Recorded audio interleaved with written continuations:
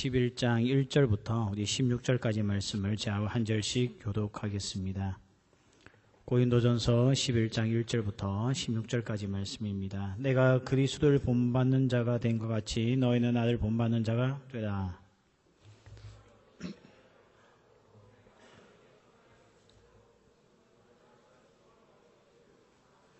그러나 나는 너희가 알기를 원하노니 각 남자의 머리는 그리스도요 여자의 머리는 남자요 그리스도의 머리는 하나님이시라.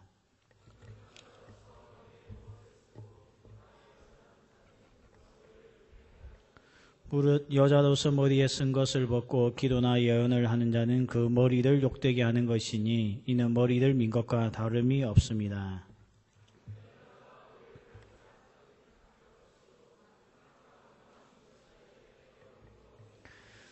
남자는 하나님의 형상과 영광이니 그 머리를 마땅히 가리지 않거니와 여자는 남자의 영광이니라.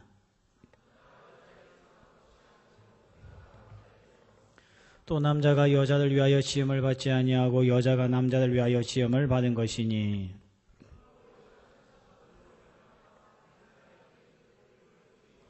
그러나 주 안에는 남자 없이 여자만 있지 아니하고 여자 없이 남자만 있지 아니하리라.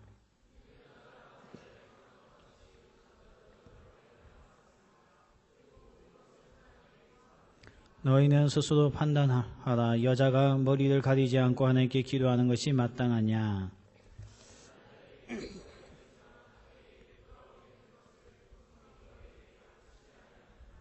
만일 여자가 긴 머리가 있으면 자기에게 영광이 되나니 긴 머리는 가리는 것을 대신하여 주셨기 때문이니라. 논쟁하려는 생각을 가진 자가 있을지라도 우리에게나 하나님의 모든 교회는 이는 관례가 없느니라. 아멘. 이 11장부터는 또 다른 하나의 네 번째 테마가 시작이 됩니다. 그 내용이 뭔가 하면 11장부터 14장까지는 예배 때 발생하는 문제들에 대해서 바울이 답변을 주고 있는 내용입니다. 그래서 11장부터 이제 우리가 예배와 관련되어져 있는 말씀이고요. 이 예배 때에 하지 말아야 될 것들, 지켜야 될 것들이 무엇인가 이렇게 알려주고 있는 말씀이 이제 11장부터 시작이 되어집니다. 근데 오늘 제가 이렇게 본문을 읽어보니까 무슨 말인지 하나도 모르겠죠. 뭐 남자 머리, 여자 머리, 뭐 머리를 길게 하라, 뭐 머리에 올리지 말라 이러면서 참 우리에게 이렇게 익숙하지 않고 이해하기가 힘든 말씀들이 오늘 11장에 많이 나와 있습니다. 아마 우리하고 이제 문화적인 차이 때문에 나온 것인데요. 우리가 오늘 이 부분을 한번 우리가 묵상하면서 이 말씀 가운데 성령께서 우리에게 무엇을 말씀하시는지 그 음성을 듣는 귀하고 복된 시간 될 줄 믿습니다. 먼저 우리가 좀 전체적인 내용을 좀 정리할 필요가 있는데요.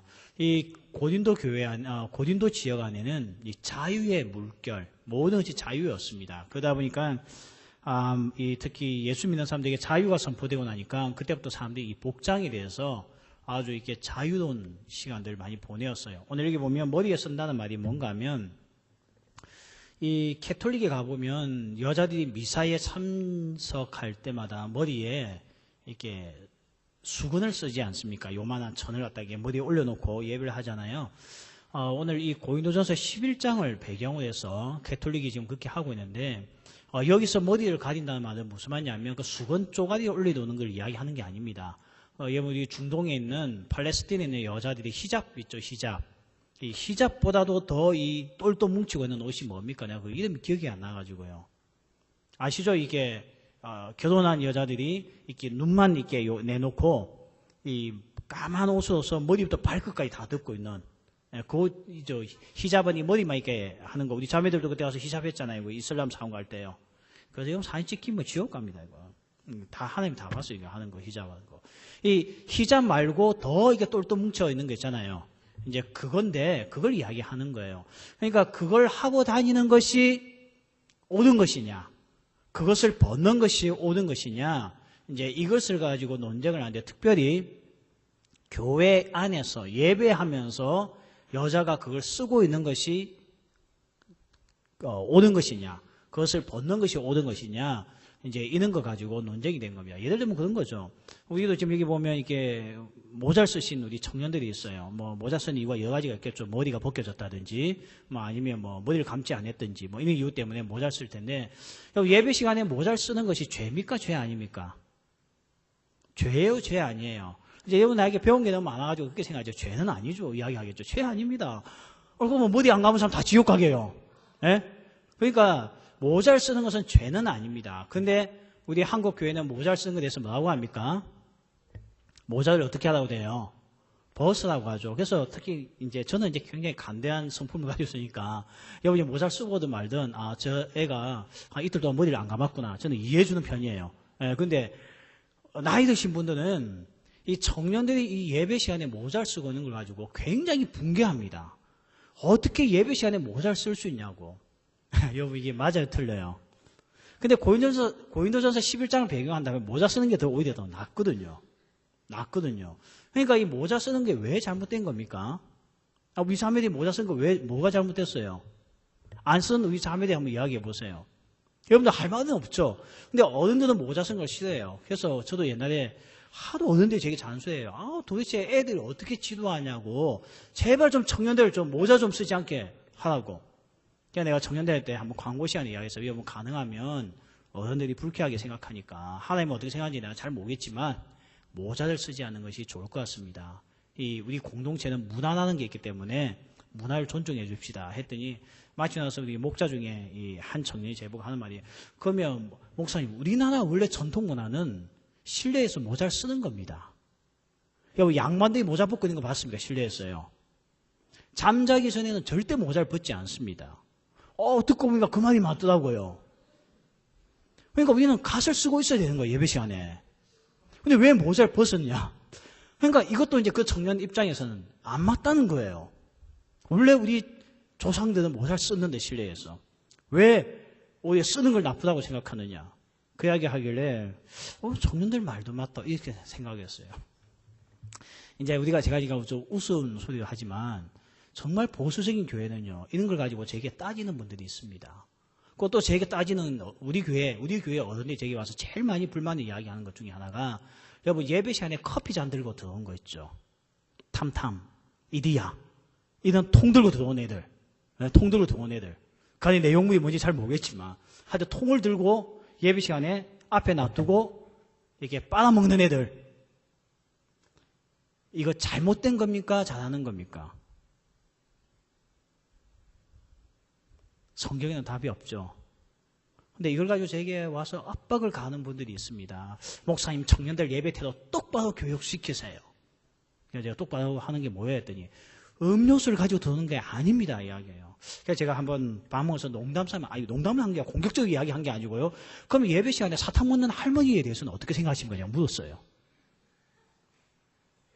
할머니들이 얼마나 정이 많은지 예배 시간에 사탕을 먹는 것이 끝나는 게 아니에요. 옆에 있는 사람 나눠주고 여기는 나눠주고 그럼 저 조용히 부샥부샥 되면서 먹고 맞죠? 네? 하고 앉아있잖아요. 그래서 내가 그걸 이야기하면서 아니 어른들도 자기들이 하는 것은 가하다 하면서 왜 청년들이 이 물통을 가지고 들어온 거 커피통을 가지고 들어온 걸 가지고 왜 이렇게 불만들이 많으냐 했더니 그 다음부터 그 이후부터 제게 말하는 사람은 없습니다. 없는데 그냥 계속 하는 이야기는 예배 시간에 커피 잔을 다 가지고 들어온 것은 옳지 않다 이야기하는 거예요. 근데 성경에는 그래서 이야기가 없습니다. 이제 이는 비슷한 내용을 사도 바울에게 고린도 교회가 질문을 한 거예요. 왜 질문했겠습니까? 이게 심각한 싸움이 됐기 때문에. 심각한 싸움이 됐으니까요. 세대 간의 어떤 다툼이 되었던 것 같아요. 그래서 모자를 벗는 것이 옳은 것이냐? 모자를 써도 되는 것이냐? 이렇게 제가 그냥 여러분하고 이게 우리는 자연스럽게 이야기했지만 이게 세대 간의 갈등이 되기 시작한 거예요. 고린도 교회 안에. 그러니까 이제 이제 정답이 없으니까 그러면 우리의 사도되는 바울에게 편지를 적자. 그래서 이제 편지를 보낸 거예요. 그 편지에 대한 답이 오늘 11장 내용입니다. 모자가 아니지. 머리에 써야 되느냐? 말아야 되느냐? 그래서 두 종류의 문제가 있었던 것 같아요. 여자가 모자를 한다. 자꾸 미안해요. 머리에 쓰는 것을 안 쓰고 들어온 여자가 있었던 반면에 남자인데도 불구하고 머리에 쓰고 들어오거나 머리를 길게 기눈 남자들이 있었다는 겁니다. 이 두 가지 문제가 발생한 거예요. 그래서 여기에 대해서 이제 사도 바울이 설명을 하고 있는데, 일단 우리가 알아야 될 게 뭐냐면, 그러니까 이 고린도 지역, 그러니까 이 자유의 물결이 있었던 곳이지만, 원래 이 팔레스틴에 있던 사람들의 이 전통적인 시각, 이 시각이 또 지중해 쪽에 있던 사람들의 전통적인 시각이 뭐냐면, 얼굴을 가리고 다녔던 여자들, 머리를 가리고 다녔던 여자들은 전부 다 결혼했다는 증거입니다. 나는 유부녀예요. 이걸 알려주는 거예요. 근데 그것을 쓰지 않고 다녔던 여자들은 나는 성적으로 개방된 여자입니다. 이것을 알려주는 하나의 시그널이었습니다. 사인이었습니다. 그러니까 그 당시 고린도 사회는 굉장히 고린도 문화는 음란한 문화였거든요. 왜냐하면 그때 여러분 저하고 그리스 가가지고 우리 고린도 지역 갔잖아요. 기억나시죠? 고린도 운하. 기억나지 않습니까? 그 배가 왔다 갔다 하고 그 고린도 운하가 있던 지역이었기 때문에 이 무역을 하는 사람들이 엄청 많이 들어왔어요. 그러니까 어떻게 보면 문화가 짬뽕이 되는 거예요. 짬뽕이 되다 보니까 이제 우리 따지면 서울에 있는 이태원 같은 곳이죠. 문화가 짬뽕이 되다 보니까 이 자유의 물결이 너무 강해가지고 결혼했던 여자들도 이것을 벗기 시작했습니다. 사실 그게 얼마나 불편해요. 그래서 이제 이 문제를 가지고 여자들이 교회도 하나님께 내게 자유를 주셨다 하면서 왔는데 온 것까지는 괜찮은데 문제는 뭐냐면 오늘 그 여자들이 뭘 했는가 하면 오늘 말씀해 보니까 기도나 예언을 했다는 거죠. 그래서 기도는 뭘 이야기하냐면 대표기도를 이야기합니다. 대표기도. 그러니까 예언은 뭘 이야기하냐면 설교를 이야기해요. 여러분 신약 성경에 나와 있는 예언은 매달 며칠 날 무슨 일이 있을 것이다. 그거 예언이라고 하지 않습니다. 그건 한국적인 단어고요. 성경에서 말한 예언은 설교를 예언이라고 합니다. 지금 제가 여러분에게 하고 있는 게 예언이란 거예요. 그러니까 이 고린도 교회가 얼마나 남녀 평등이 강했는지 아시겠죠? 여자가 설교했다니까 여자가요. 지금도 우리 한국 교회 여자가 설교 잘 안 하지 않습니까? 내가 전에 했던 교회 제가 이게 설교하다가 내 뒤에 후임자가 누가 왔냐면 여자 전도사님이 청년부를 맡았어요. 그런데 의외로 반응이 안 좋았습니다. 아직까지 우리 한국 사회는 이 청년들도요. 여자가 나와서 설교하는 거 별로 안 좋아합니다. 근데 고린도 교회는요. 이미 여자들이 나와서 설교하기 시작했다는 거예요. 그럼 이거 물어볼게요. 그러면 우리나라도 지금 여자 목사님들이 나와서 설교하고 하는데 그 여자 목사님은 무엇을 입고 써야 됩니까? 치마 입으면 돼요, 안 돼요? 이거 무슨 소리예요, 갑자기? 치마 입어도 돼요, 안 돼요? 여기에 대해서도 의견들이 많은 거예요. 어떻게 여자가 하체가 들어 보일 수 있는 치마를 입고 강대상에 올라갈 수 있냐? 이렇게 주장하는 사람이 있는 반면에 어떤 사람은 파시를 여자가 어떻게 입느냐? 이 하체가 노출되게끔.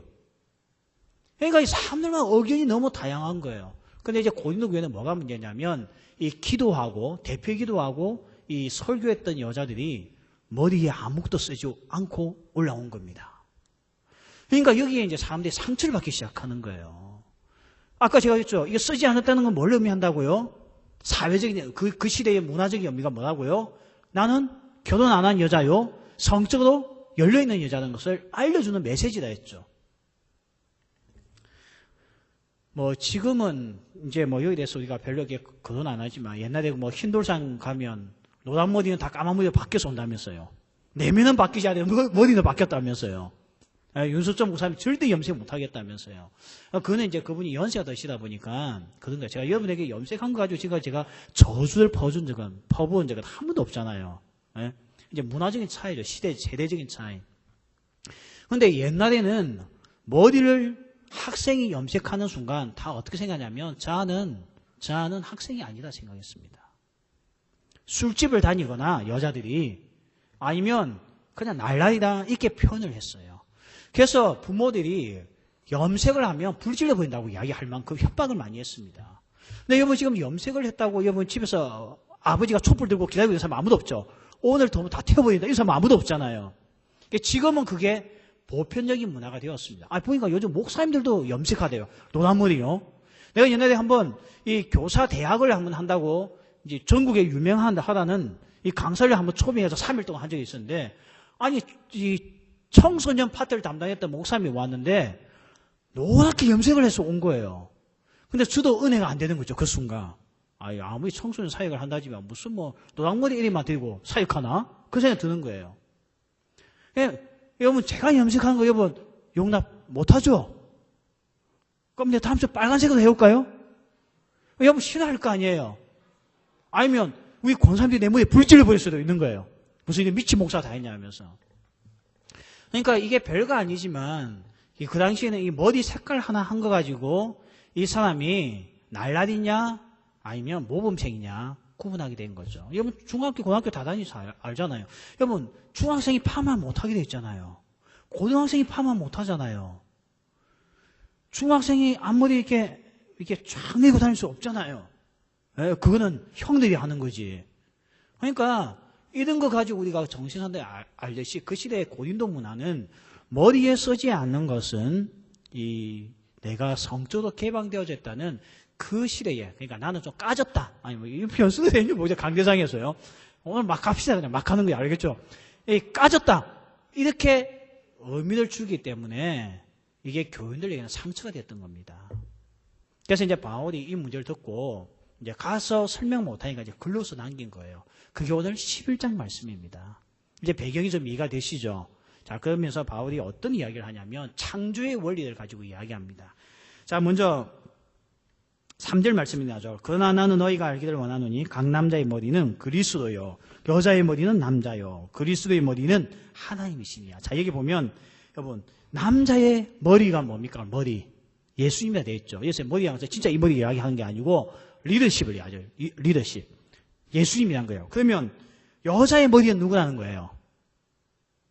우리 자매를 좀 보고 성경책 안 가지고 왔지. 여자의 머리는 누구라 되어 있습니까? 그리스도가 아니고 누구라 되어 있습니까? 남자. 그리고 그리스도의 머리는 누구라고요? 하나님. 이렇게 이야기를 하고 있어요. 우리 자매들 아멘? 기분 나빠요? 그러니까 여자의 머리는 남자라는 겁니다. 저한테 묻지 마십시오. 왜 그런지는. 알고 계시죠? 예? 남자가 먼저 태어났으니까. 이 세상에 먼저 창조되었으니까.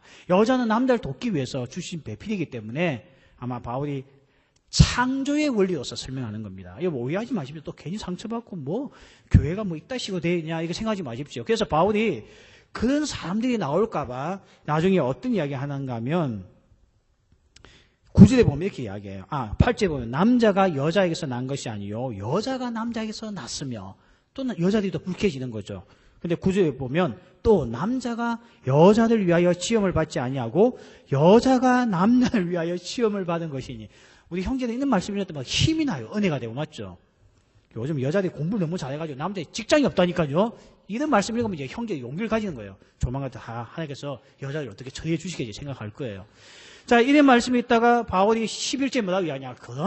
그러나 어떻게 이야기하냐면 주 안에는 이거는 이제 세상적인 생각이었다는 거예요. 근데 주 안에는 예수님 안에서는 이렇게 이야기해요. 남자 없이 여자만 있지 않고 여자 없이 남자만 있지 아니하니라. 12절. 이는 여자가 남자에서 난 것 같이 남자도 여자도 말미암아 났습니다. 그리고 모든 것은 하나님에게서 났느니라. 그러니까 그 시대의 문화는 뭐냐면 남자의 머리는 예수님, 여자의 머리는 남자, 그리스도의 머리는 하나님. 이게 창조의 원리였고 그 창조의 원리가 사람들 삶의 문화에서는 뭐냐면 여자는 남자로부터 태어났다. 이렇게 설명을 하고 있습니다. 그러나 주 안에서 남자도 하나님께로부터 나왔고 여자도 하나님께로부터 나왔다 하면서 바울이 남자와 여자의 동등성을 주장하고 있는 거예요. 그러니까 지금 바울이 여자 보고 머리에 써라 이렇게 이야기하는 것은 여자를 무시한다는 뜻이 아니라는 것을 먼저 신학적인 전제를 깔고 이야기를 하고 있는 겁니다. 자, 여러분 여기까지 이해가 되시죠? 괜히 또 자매들 시험 들고 하나님 왜 이 세상을 이렇게 만드셨냐 그렇게 말하면 안 되겠죠? 이해되시죠? 자, 그러면서 바울이 어떤 이야기하냐? 아까 여기서 중요한 원리 하나 이야기했어요. 자, 보세요. 남자의 머리가 뭐랬습니까? 그리스도였죠. 여기서 이제 예배관이 나오고 예배관이. 왜 남자들 보고는 머리에 아무것도 쓰지 말라 했느냐. 오늘 보니까 남자가 머리를 이렇게 기르고 있는 것도 바울은 하지 말라고 이야기합니다. 왜냐하면 남자의 머리가 누구라고요? 예수님. 그럼 여러분 우리가 예배에 누구를 위해서 예배합니까? 우리 성장반에서 배웠잖아요. 누구를 위해서 예배해요?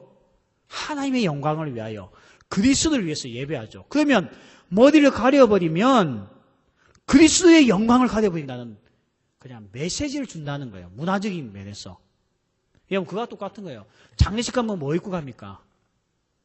검정색 옷. 넥타이는요. 상식적으로 우리가 검정색을 한다고 생각하고 있는 거죠. 이게 우리 기본적인 상식입니다. 근데 결혼식에 가는데 까만 소복을 입고 가는 여자 없잖아요. 똑같은 원리 하는 거예요. 그러니까 예배는 하나님의 영광을 위해서 하는 건데 남자가 머리를 이렇게 길게 기르고 머리를 덮고 있으면 하나님의 영광을 가린다는 거예요. 그래서 오픈을 하라는 거죠. 오픈을. 그래서 남자들은 머리에 쓰면 안 된다는 겁니다. 근데 교황은 왜 쓸까요?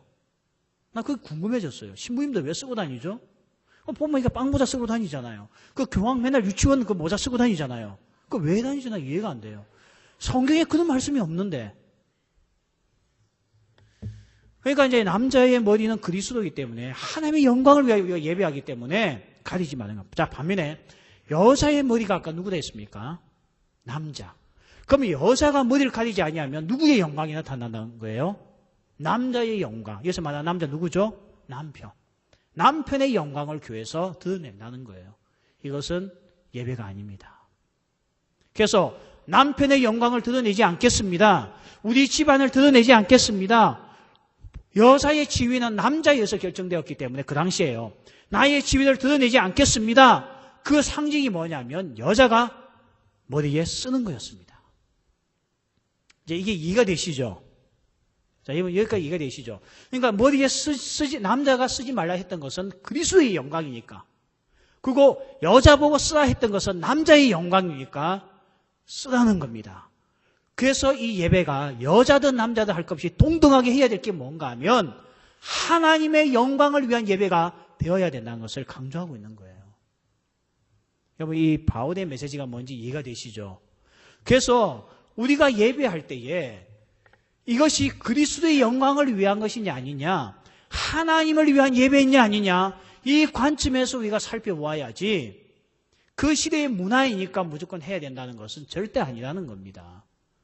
그래서 오늘 우리가 바울의 이런 말씀을 통해서요, 우리의 예배가 우리가 생각하는 전통과 문화가 하나님의 영광을 가리고 있다고 한다면 그것은 교회에서 제거해야 된다는 거죠. 오직 우리의 예배는 하나님의 영광만을 위해서 써야 된다고 지금 말씀하고 있습니다. 오늘 우리 청년부 예배 안에 하나님의 영광을 가릴 수 있는 것들이 있습니다. 자기 자신을 드러내고 자기 자신을 자랑할 수도 있습니다. 그런 모든 요소를 다 제거할 줄 아는 것, 이게 바로 참된 예배라는 거죠. 바울이 그 예배를 강조하기 위해서 이 고린도 교회 안에 머리에 써야 되냐 말아야 되냐 이걸 하고 있을 때에 이야기를 하고 있는 거예요. 그래서 우리가 복장에 있어서 조심하자 그 이야기를 하고 있습니다. 그래서 저도 이렇게 사실은 여름 되면 우리 교회 진짜 여기 더워요. 내가 지금까지 사역했던 교회 이 강대상이 이렇게 더운 교회는 처음입니다. 여러분은 앉아있으니까 잘 모르죠. 여러분도 덥긴 더운 것 같아요. 막 부채질을 하고 하는 겁니까? 주일 낮에 보면. 이 위는요, 장난 아닙니다. 이 조명은 내가 볼 때 이건 사우나실에서 갖다 둬야 될, 이 겨울에 써야 될 조명이지, 이거는 진짜 더워요. 진짜 설교 마치고 나면 이 미쳐버립니다. 그럴 때 내 마음에 유혹이 다가와요. 나도 호산나 티저 하나 얻어 입고 올라가면 안 될까? 그런 생각이 들 때가 있습니다. 근데 이제 우리 교회가 좀 보수적이니까 제가 그렇게 못하고, 우리 교회는 양복을 입을 때는 반드시 하얀 와이셔츠를 입어야 되거든요. 이게 우리 교회 보수성입니다. 그러니까 제가 항상 주일날 되면 하얀 와이셔츠를 입고 오잖아요. 난 그런 거 싫다. 나는 내 컬러 있는 거 입고 싶다. 그렇게 해서는 안 된다는, 쓸데없는 싸움이에요. 쓸데없는 싸움. 존중을 해주는 거죠. 그러니까 내가 목사로서 복장이 좀 잘못되어져 있다고 한다면 괜히 이것 때문에 누군가 시험이 들 것 같으면 차라리 그냥 땀을 흘리고 있는 것이 더 낫다는 거죠. 그래서 바울이 오늘 예배의 영광을 가릴 것 같으면 그 교회의 문화를 존중해주고 따라가라는 겁니다. 여러분, 교회의 하나님께 영광을 가리는 게 뭘까요? 여러분, 교회 안에서 하나님의 영광을 가리는 게 뭘까요? 그게 뭐냐면 미워하는 마음이거든요. 다툼이거든요. 그러니까 오늘 왜 이 문제를 바울이 11장을 이렇게 할애를 많이 하고 있는가 하면 고린도 교회는 다툼이 있던 교회였잖아요. 뭘로 다투었다고요? 우리 지난주 살펴봤죠. 제사 음식 뭐가 되냐 말아야 되느냐 이런 걸로 다투었고요.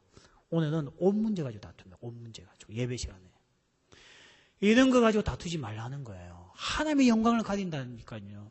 우리 안에 미워하고 정오하고 편 나누고 이런 가운데 이 자리에 앉았을 때에 하나님의 영광을 가진다는 거예요. 근데 그 원인이 뭐냐? 그게 복장 문제였다고 한다면 그러면 다수가 이해하고 있던 방향으로 가라는 겁니다. 그 시대는 여자가 머리에 쓰는 것이 맞았기 때문에 쓰라는 거예요. 그냥 그 뭐 예배 몇 시간 드린다고 그거 하나 못하냐는 거예요. 지금 그 이야기를 하고 있는 겁니다. 근데 교회가 그에 대해서 다툼이 없다. 그러면 할 수 있는 거죠. 서울 같은 교회는 여름 되면 목사님들이 그냥 남방 입고 와서 설교해요. 주일날에도. 어떤 사람은 이 오아시스 그려져 있는 남방 입고 오신 분들도 있더라고요. 목사님들이요. 그런 교회 가서는 제가 그렇게 입어도 아무 문제가 없습니다. 근데 내가 혼자서 나는 원래 오아시스를 입어야지만 설교가 된다. 그렇게 해서 싸움을 일으킬 이유가 뭐가 있냐고요. 싸우다 보면 감정이 뒤틀리게 되고 내 형제들 미워하기 시작한다는 거죠. 그러니까 오늘 다수가 커피 들고 들어오면 안 돼. 그러면 안 가지고 들어오면 되는 거예요. 다수가 이 옷은 입으면 안 돼. 이야기하면 안 입으면 되는 겁니다. 그걸로 왜 날 미워하느냐 정오하느냐 싸워봤자 하나님의 영광만 가리고 있다고 지금 성경이 우리에게 말씀을 하고 있다는 것입니다. 이제 이 본문의 배경이 이해가 되시죠? 결국 무엇 때문에 그 문화를 존중하라는 겁니까? 하나님의 영광을 위하여. 하나님의 영광이 뭐라고 결국은요? 정오하고 미워하고 나의 가치관과 나와 문화가 맞지 않다고 상대방을 정죄할 때 그럴 때 미운 마음이 생긴다는 겁니다. 이제 결국 우리의 주제는 이제 이렇게 되는 거죠. 아까 제가 그랬죠. 남자들은 여자가 이 머리에 쓰지 않고 오는 그것이 그 당시에는 성적인 하나의 메시지라고 이야기했습니다. 그러니까 섹슈얼 이렇게 시그널을 보내는 거죠. 오늘날도 마찬가지죠. 우리 자매들이 복장을 우리 자매는 되게 기분 나빠하더라고요. 여자가 야한 옷을 입었다고 짧은 치마 입었다고 여자가 어떤 성적인 추행이나 아니면 강간을 당한 걸 가지고 여자에게 책임 돌릴 때 굉장히 기분 나빠하더라고요. 근데 남자 입장에서 볼 때는 그게 섹슈얼 어필 될 수 있는 상황입니다. 조심해야 됩니다.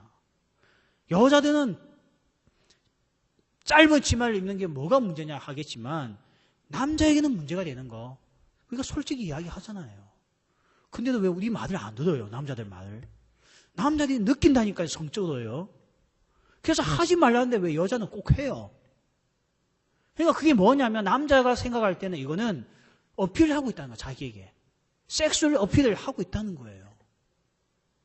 본인은 아니라고 할지라도 그렇게 한다는 거예요. 그러니까 사도 바울이 그런 면에 있어서 내가 입고 싶어도 참으라는 겁니다. 왜냐하면 상대를 생각해 주기 위해서. 그럴 때에 다툼이 없는 것이고 그럴 때에 하나님의 영광을 위한 참된 예배가 될 수 있다는 겁니다. 여러분 우리가 블레싱 많이 하죠. 상대를 축복한다고 블레싱 하지 않습니까? 이 블레스라고 하는 단어가 어디서 나냐면 브리드라는 단어죠. 브리드라는 단어. 브리드가 뜻이 뭡니까? 피 흘림입니다. 피 흘림이 남에게 축복을 가져다 주는 거예요. 오늘 내가 누군가를 축복한다 할 때 나에게 피 흘림이 있어야 됩니다. 자기의 희생이 없이 남이 축복받는다? 말도 안 됩니다.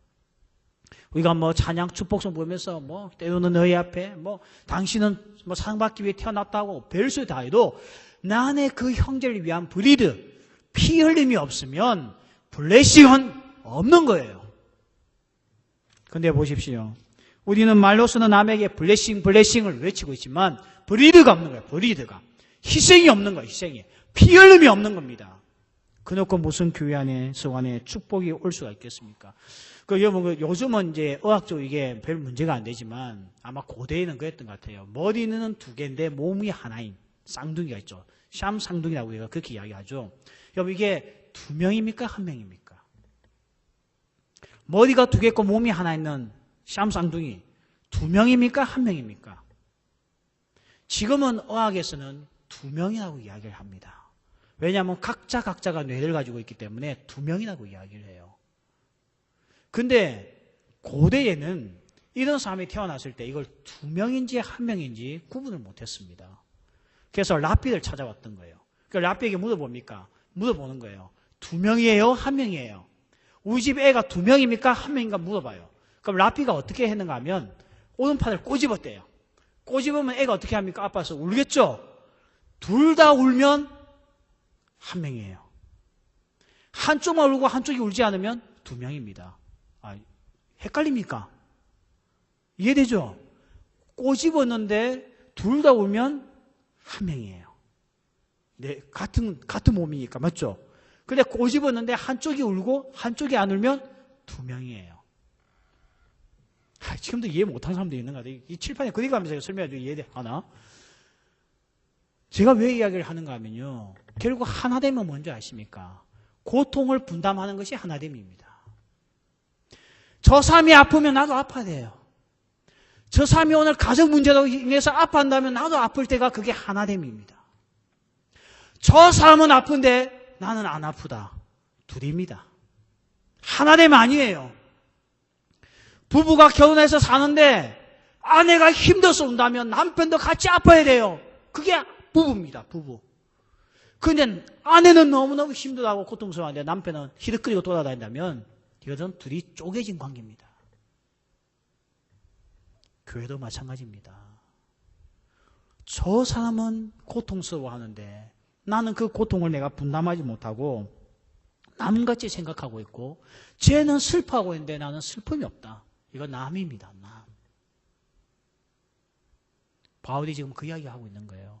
별것도 아닌 머리에 쓰느냐 마느냐 가지고 말이 시작되었지만 결국 하나님의 영광을 위한 것을 결론 맺으면서 오늘 우리 안에 저 사람의 고통과 나의 고통이 함께 분담이 되어지고 내가 저 사람을 블레싱, 축복하기 위해서 내 안에 브리드가 있을 때에 그게 참다운 교회라는 겁니다. 근데 내가 어떻게 합니까? 내가 그런 마음이 전혀 없고 그냥 너는 고통스러워해라. 나는 내 하고 싶은 대로 하겠다. 너희들은 힘드냐? 나는 자유하겠다. 이거 보십시오. 북한에 있는 아이들이 정말 지금 힘든 시간을 북한 동포들이 보내고 있습니다. 먹을 양식도 없고 정말 그들의 삶은 암담하기 짝이 없습니다. 이제 제가 우리 2주 뒤에 되면 우리가 그 북한을 보기 위해서 갈 거예요. 러시아 국경을 넘어서 우리가 중국 들어와서 이제 북한을 볼 겁니다. 참 웃겨요. 두만강 해봤자 그렇게 넓은 강이 아닙니다. 여기서 저거밖에 안 돼요. 근데 웃기죠. 여기는 불빛이 하나인데 저기는 캄캄해요. 우리가 그런 거 보고 있으면 마음이 아픈 거죠. 그게 하나됨인 거예요. 그게 동족입니다. 동족. 근데 보십시오. 북한에 있는 사람들은 저 고통을 가지고 있는데 우리는 북한에 대한 아픔이 없습니다. 이게 뭐냐면 분열입니다. 분열. 점점 이 세대 청년들이 북한을 생각하면서 아파하는 마음 전혀 없잖아요. 그래서 저는 사실 어디 가든지 단기선교 첫 시작은 북한을 볼 수 있는 곳부터 먼저 보냅니다. 내 동족에 대한 아픔이 없으면서 딴 나라에 대한 아픔을 가진다는 거 넌센스입니다. 넌센스예요. 북한에 있는 고아들 향한 우리에게 아픔이 없으면서 우리가 딴 데 가서 아픔을 느낀다. 넌센스입니다. 그래서 저는 항상 단기선교 어느 교회들이 첫 시작은 북한을 접할 수 있는 곳으로 보냅니다. 예전에는 북한 사회 가신 분들을 저희가 두만강 근처 가서 몰래 많이 만났습니다. 밤에. 호텔에 불러서 만나고. 근데 지금은 다 추방을 당해가지고 만나기 이번에 쉽지는 않습니다. 왜 우리가 그것부터 해야 되는 줄 아십니까? 동족에 대한 아픔이 없으면서 내가 누군가를 사랑한다고 이야기한다면 그건 분열입니다. 분열. 분열의 영을 가지고 뭘 하겠다는 거예요. 그래서 오늘 바울은요. 저들의 아픔이 내 안에 있는 거 이게 진짜 진정한 블레싱을 향한 첫 출발이라는 겁니다. 그럴 때에 하나님께서 우리에게 내가 영광스럽다고 이야기를 한다는 겁니다. 근데 점점 가면 갈수록 교회 안에 고통을 분담하지 않습니다. 자기의 계획, 자기의 어떤 목표 이런 것들이 중심이 되면서 함께 고통을 분담할 생각하지 않고 다들 그냥 자기 욕망을 따라서 살아가는 것이 오늘 교회의 모습입니다. 여러분 보세요. 여러분의 신체 중에 이렇게 보면 여러분 거울 볼 때 있잖아요. 한 매일 보겠죠. 거울 볼 때마다 여러분 눈에는 거울에 어떤 모습이 비칩니까? 멋지고 예쁜 나 이렇게 보입니까? 처음에 그런 마음이 좀 들지만 이상하게 보면 볼수록 부족한 부분이 눈에 자꾸 들어와요. 맞죠? 이 눈. 난 다 괜찮은 것 같은데 피부도 좋고 얼굴형도 괜찮은데 이 눈. 이 눈만 내가 좀 예뻤으면 좋았을 텐데 이상하게 거울 볼 때마다 자꾸만 부족한 것들이 거울에 비쳐요. 이 키, 이 좋은 성격, 이 똑똑한 머리. 근데 하필 왜 키가 됐을까? 이상하게 거울 앞에 서면 키가 보이는 거예요. 여러분, 그렇죠? 참 우리의 몸은요, 부족한 것에 신경을 써요. 여러분 한번 보세요. 여러분이 어떤 집에서 라면을 끓이다가 화상을 입었어요. 뜨거운 물에. 오른손가락에 화상을 입었어요. 오른손을. 그러면 여러분 그날 온종일 신경을 어디 씁니까? 아픈 손에 쓰게 돼 있죠. 이게 하나님의 창조의 원리입니다. 그렇게 만드셨어요. 하나님은 우리에게 어디에 신경을 쓰게 만드냐면 아픈 곳에 신경을 쓰게끔 만들었습니다. 공동체에도 힘들고 아픈 것에 신경을 쓰게끔 하나님께서 교회를 만드셨다고요. 이게 하나님의 창조의 원리입니다. 그런데 언제부턴가 우리 안에는요, 아픔이 있는 곳에 안 가려고 해요. 고통이 있는 곳에 안 가려고 해요. 재미있는 곳이 없을까? 편안한 곳이 없을까? 누릴 수 있는 곳이 없을까? 그냥 내 마음대로 할 수 있는 곳이 없을까? 하면서 자꾸만 고통이 없는 곳, 아픔이 없는 곳, 고통을 분담하고 싶지 않은 곳, 이런 것만 찾아다니는 겁니다. 여러분 정말 직장을 무엇 때문에 구하고 있습니까? 전부 다 고통이 없는 삶을 살기 위해서 가잖아요. 점점 우리 안에 기도가 없어졌어요. 돈이 있는 곳에 가려고 하지 사명이 있는 곳에 가려고 하는 청년들이 없어지고 있잖아요. 그곳에 하나님께서 나를 필요도 하니까 가야 되겠다. 기도하는 청년들이 없어요. 하나님 이 직장 가야지만 연봉이 얼마고 여기 가야지만 내가 잘 살 수 있다고 생각하지 하나님의 사명이 있는지 그곳에 나를 필요로 하는 것인지는 생각 안 합니다. 나를 필요로 하는 것이라면 우리가 무릎 꿇고 사정하며 들어갈 이유가 있겠습니까? 그런데요, 돈만 보고 주변 사람들의 평가만 보니까 청년들이 싹싹 빌잖아요. 한 분만 뽑아달라고. 제가 아주 오래전에 읽었던 책에 목사님의 그 교회 청년 이야기가 하나 나옵니다. 제가 이 이야기가 그 당시 너무나 마음에 와닿아서 제가 잊어버리지 않고 있어요. 내가 옛날에 한때는 교사 부흥회할 때마다 이 이야기를 꼭 했어요. 자기 교회에 한 자매가 있었는데요. 교회 봉사를 시키면 항상 그렇게 이야기한대요. 목사님 바빠요. 시간 없어요.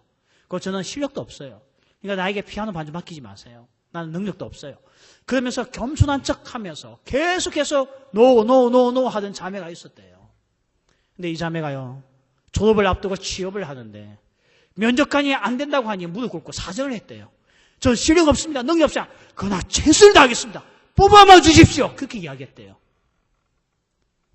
그 이야기 듣고 그 목사님이 책에 이렇게 적어놨습니다. 왜 주님 앞에서는 그렇게 말하지 못하냐고. 주여 나 부족합니다. 인격도 떨어지고 실력도 없고 그러나 주님 이는 부족한 날 사용하여 주옵소서. 교회에서는 엎들지 못하는 놈들이 세상에 와서 100만 원 더 받으려고 세상 앞에 무릎 꿇고 한 번만 뽑아주십시오. 목숨을 바쳐 일하겠습니다. 이따위 소리는 하고 있는 게 지금 한국 교회 청년들이 하는 거예요. 하나님의 영광 다 거짓말입니다. 오직 자기 머리, 자기의 영광을 드러내기 위해서 살고 있는 거지. 하나님의 영광 물 건너갔습니다. 이게 오늘 고린도 11장의 주제입니다. 뭘 위해 살고 있습니까? 나의 영광을 드러내기 위해서 오늘도 자유를 선포하면서 세상 앞에 굽슬굽슬 내면서 잘릴까봐, 못 들어갈까봐 사정합니까? 날 위해 목숨 버리신 주님 앞에는 왜 그렇게 살지 못합니까?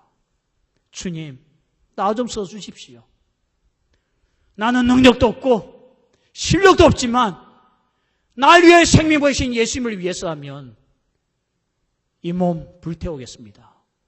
왜 그렇게 기도 한 번도 안 해보십니까? 그러면서 오늘도 머리 조아리며 하나님 제발 좋은 데 보내주세요. 나 정말 잘 살고 싶습니다. 그러면서 주님의 영광이 아닌 자기의 영광을 위해서 달려가고 있습니까? 여러분, 주님 앞에 쓰임받기 쉽다고 생각하지 마십시오. 우리 하나님 냉정할 때는 정말 냉정하십니다. 하나님께서 천년 만년 네가 오면 무조건 쓴다고 생각하십니까? 착각하지 마십시오. 누가 보면 보아도 하나님께서 내쫓을 때는 아주 냉혹하게 내쫓습니다. 슬피 울며 이늘가는 장면이 나올 정도입니다. 오늘 하나님의 영광, 정말 주의 영광을 위해서는 자기의 머리를 드는 자가 되면 안 됩니다. 자기를 드러내는 자가 되어서는 안 됩니다. 교회 왜 다니십니까? 나의 영광을 드러내기 위해서 교회를 다니십니까? 오늘 잘못 찾아왔습니다. 우리가 이 청년 때에 눈물로써 엎드려서 기도해야 될 것은 주여, 세상은 날 버려도 좋습니다. 나는 오직 하나님 앞에 쓰임받는 자가 되고 싶습니다. 세상이 날 버린다 할지라도 하나님이 날 써주신다고 한다면 그것이 내 삶의 기쁨이요, 즐거움이요, 찬송의 제목입니다. 이렇게 말해야 되는 거 아닙니까? 왜 우리에게 이런 기도가 사라졌습니까? 눈물도 사라지고 주여 나 좀 써달라고 외치는 울부짖음도 사라진 이 세대, 이런 세대 청년들이 취업이 안 되고 힘들다고 불평하고 있습니다. 어떤 현상이 드러날 때마다 그 안에 숨겨져 있는 하나님의 뜻을 발견하는 것이 지혜입니다. 저는 이런 세대가 정말 주님 앞에 인생의 본질이 뭔지, 왜 내가 이 세상을 살아야 되는지 본질을 찾아야 될 때라고 저는 생각합니다. 그것은 내 안에 너무나 가볍게 여겨지고 있는 하나님의 영광, 그 영광을 위하여 내가 내 머리에 있는 것을 벗겠다, 나의 머리를 씌우겠다, 이런 마음조차 가지지 않고 오직 나의 성공만을 위해서 비굴하게 세상에서는 무릎 꿇고, 비굴하게 세상에서는 쩔쩔매고, 비굴하게 세상에서는 잘 보기 위해서 자기를 치장하는 이 세대, 면접 보러 갈 때는 세상에 그 어떠한 사람만큼 꾸미고 가면서 교회 나올 때는 하나님을 보는 것을 우습게 여기는 세대, 이런 세대가 블레싱을 외치고 있습니다. 하나님의 축복을 외치고 있습니다. 다시 이야기하지만 브리드, 희생이 없는 삶에는 하나님의 축복 없습니다. 저는 오늘 이 말씀을 듣고 우리 청년들이 주여, 세상이 날 버려도 좋습니다. 하나님이 날 쓴다고 한다면 이것이 내 삶의 찬양이 되겠습니다. 오늘 결단하는 청년들, 우리 영락교회 청년들은 그런 청년들 될 줄 믿습니다. 우리 같이 한번 찬양하면서 우리 기도하겠습니다. 주님, 내가 여기 있사오니 나를